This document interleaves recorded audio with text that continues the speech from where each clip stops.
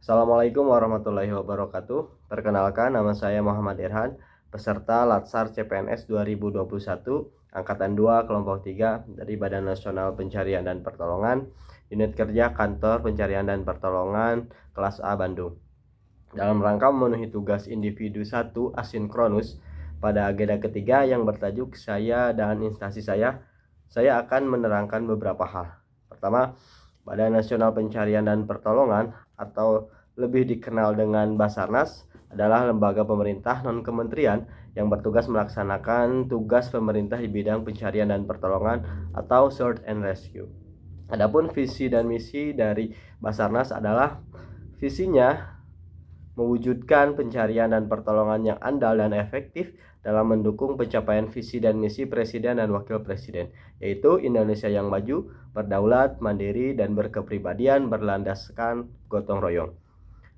Kemudian misi Badan Nasional Pencarian dan Pertolongan yang pertama, menyelenggarakan operasi pencarian dan pertolongan yang efektif, terintegritas, dan berstandar internasional dalam rangka memberikan rasa aman bagi seluruh warga dalam bertransportasi maupun dalam menghadapi kejadian yang membahayakan manusia.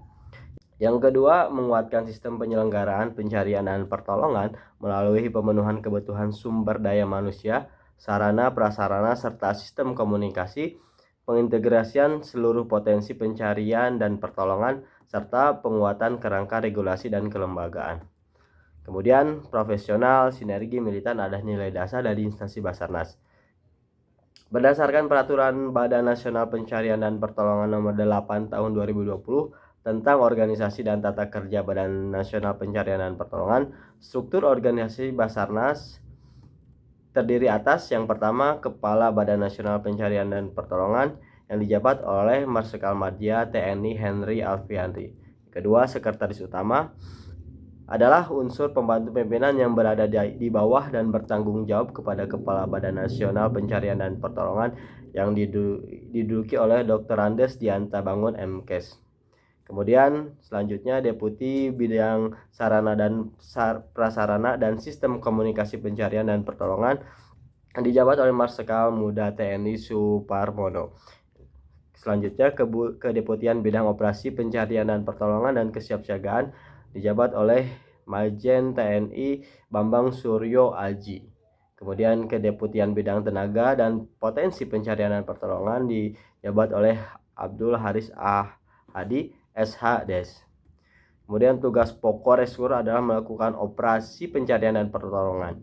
Selain itu, rescuer juga harus melaksanakan siaga operasi pencarian dan pertolongan, dan untuk menjaga performa serta meningkatkan kemampuan, rescuer harus senantiasa berlatih dan mengembangkan kemampuan.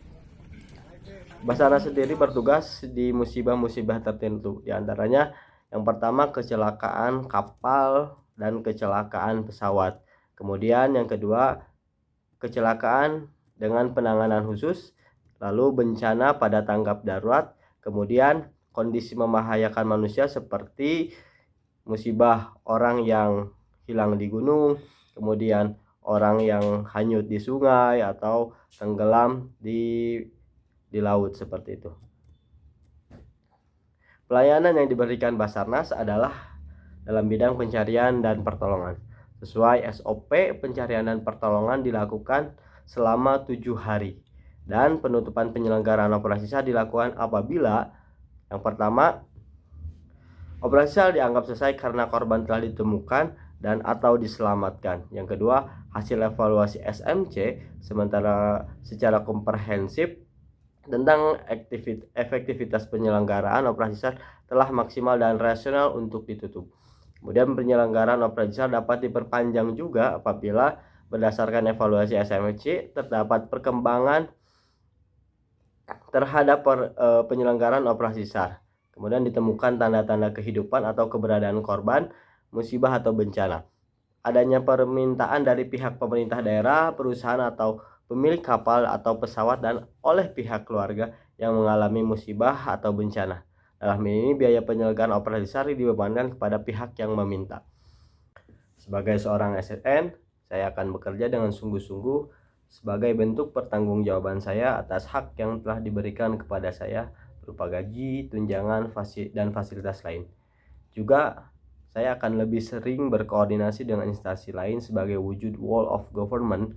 Kemudian sebagai seorang rescuer juga, saya akan selalu menjaga fisik dengan berolahraga dan selalu berlatih untuk meningkatkan kapasitas dan kemampuan saya untuk memberikan pelayanan terbaik kepada masyarakat.